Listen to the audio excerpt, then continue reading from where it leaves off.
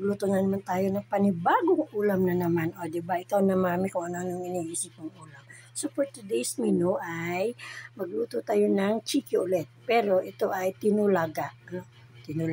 Nilaga. Ayan. So, ating ingredients, unang-una ay manok. Tapos nilagang saging na saba. Tapos pechay. So, ito yung ating sibuyas at bawang. Ayan. Ito po yung ating main ingredients. Okay? Ngayon, magpainit po tayo ng ating kawali. Ang gusto ko po sa manok, laging binibili yung breast, yung pitso ba yan? Pitso, yan. Kasi puro talaga siya laman. O diba? Pitso. Ayan. Kailangan bumili ka ng maaga para makapili ka ng pitso. O, yung breast ng manok. Kasi puro siya laman. O diba? Halos walang buto. Ayan, maglagay na tayo ng mantika. Ayan. Pasensya na kayo sa boses ko kasi yung trangkaso ko hindi pa magaling. Kaya boses ko iba.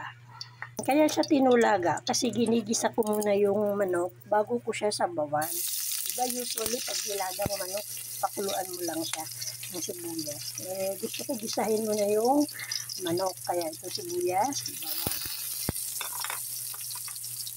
Mabango talaga yung sibuyas at bawang. No? Next, ang ating chiki. Kalahating kilo lang itong ating chiki, kalahati. Diba? Ni-slice ko siya ng maninipis kasi puro naman siya laman. Ayan, wala akong patis kaya asin lang. Ayan. Gigisa muna natin siya hanggang sa matanggal yung lansya ng chiki bago natin siya sabawan. Ayan, ilang minutes ko na siyang napagisa. Ayan, luto na nga eh. So, sasabawan na natin siya. Mga 3 baso siguro. Ayan. Diba? Ang laki ng baso ko. Starbucks. Ayan. Hayaan natin siyang kumulo. Kaya ito pa siyang tatakpan. Ngayon guys, ayan. Kumulo-kulo na siya. Lalagyan na natin ng ating saging na saba. Hayaan natin ulit siya kumulo ng kumulo.